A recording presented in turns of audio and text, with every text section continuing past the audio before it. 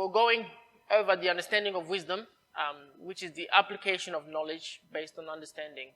And I always like to start with this because this is the fundamentals of life, because you can never know what you've never heard. You can not understand what you don't know. And you cannot apply what you do not understand. And you cannot succeed in what you've never applied. This is so fundamental, and I always like to go through this. Because we must go from hearing to getting to know the knowledge, to spending time understanding the application of it, and then actually applying it. And the problem we have in life is we try to jump, right? We go from, I hear something and I want to apply it straight away. No. Big gap. There is a huge gap there. And you cannot get any form of consistent results doing that way or thinking that way. You must go through the step by step. You must hear it. You must get to know the knowledge. You must spend time studying it to understand it. And then, only then, when you apply it, there's a consistency in results. And I'm speaking from a personal point of view, because I've done this for years, and years after years. Crazy miracles have been taking place in my life. Now, sometimes what we do in this study, we use ancient texts, such as the Bible and stuff. We use some ancient scriptures because there's so much wisdom hidden into it. Not from a religious point of view, because I don't want to do anything with religion. But the Bible itself is not even religious. It's got a lot of psychological truth based on the mind. And so if we start using some of these texts to reflect the mind, you will be surprised how many things you learn from it. And if the mind governs your life, then you can kind of use the Bible as an autobiography to understand your mind. Now, we've been going into this series, and we've been focusing on controlling the mind. And we're going to continue from there on. We're going to branch on into understanding the feelings today. But I'll just do a quick recap about controlling the mind. And these are the questions we ask ourselves on a daily basis. We look at people in our lives and we say, get yourself together. Control your emotions. Control your mind. And the question we ask there is, can the mind really be controlled? Suppose I said to everybody that's thinking right now, there's thoughts flying through your mind. Suppose I said, I want you to stop thinking in 3, 2, 1, stop. You can do it. But what we've been doing is we've been trying to do this our whole lives.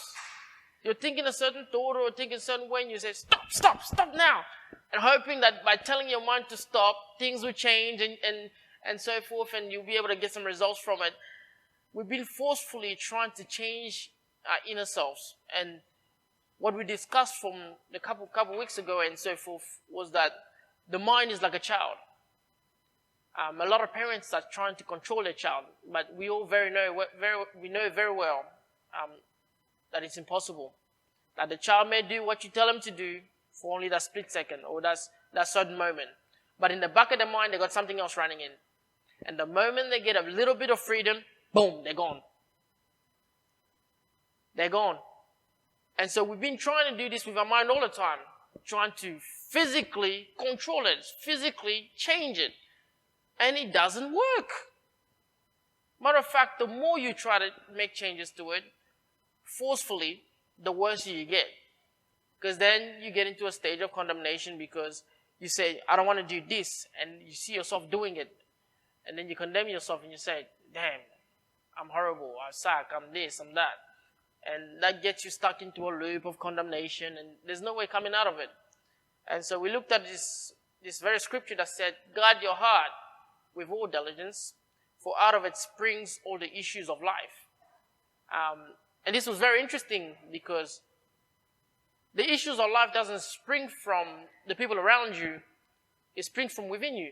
Just like the thoughts come out. When you start thinking a negative thought, nobody's there instructing you, think negative thought now. It springs from within you. It's generated and springing from within you, from inside of you. And so now, what do we came out to?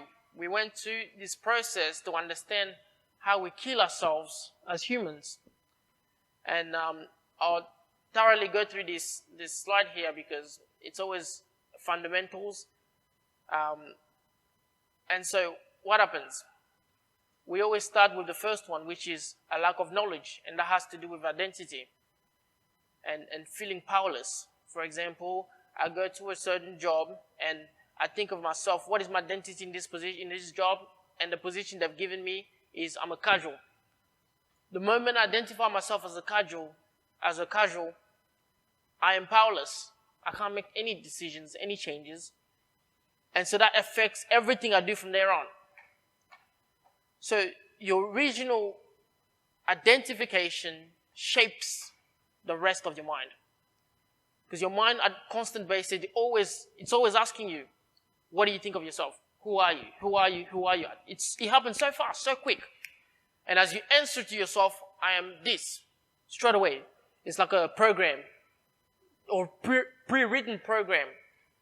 You identify yourself as a casual, the power gets taken away from you, everything flows behind it, straight away.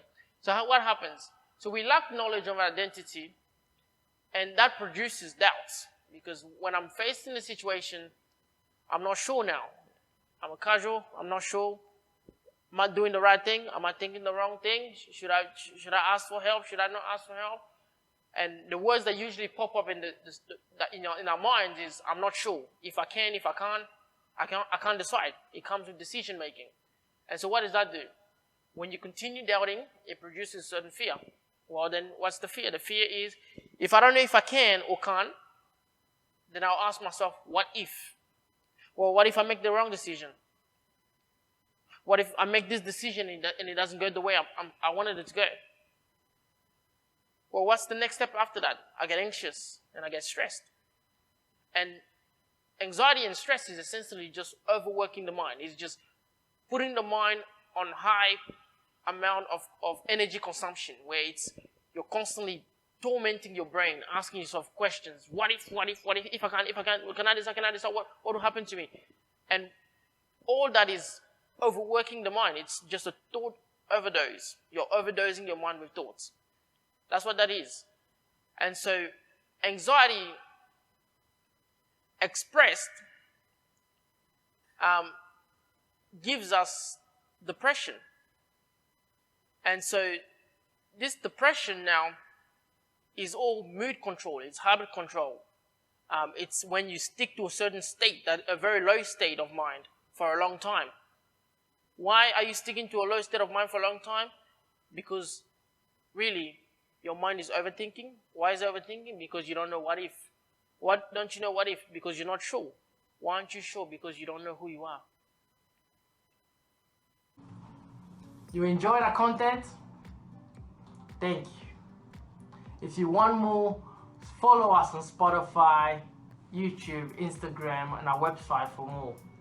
If you love what we do, support us on Patreon, Subscribestar, Crypto, and all links in the description below. Hey, RCTV, peace out.